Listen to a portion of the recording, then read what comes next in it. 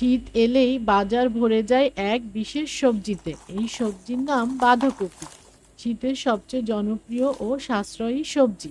শীতকালীন সবজি হিসাবে বাঁধাকপি অত্যন্ত জনপ্রিয় এবং পুষ্টিগুণে ভরপুর। এটি মূলত একটি পাতা জাতীয় সবজি যা আমাদের স্বাস্থ্যের জন্য অনেক উপকারী। পুষ্টিগুণ: বাঁধাকপিতে প্রচুর পরিমাণে ভিটামিন সি, কে এবং বি6 রয়েছে। এছাড়াও এতে পর্যাপ্ত ফাইবার, ম্যাঙ্গানিজ এবং ফোলেট থাকে।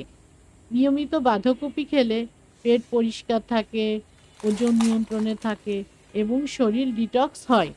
এক গবেষণায় দেখা গেছে বাঁধাকপি রক্তচাপ নিয়ন্ত্রণ রাখতে এবং হৃদরোগের ঝুঁকি কমাতে ভূমিকা রাখে। রান্নার ব্যবহার: এটি ভাজি, তরকারি, সালাদ, স্যুপ হিসাবে খাওয়া যায়। তবে পুষ্টিগুণ বজায় রাখতে এটি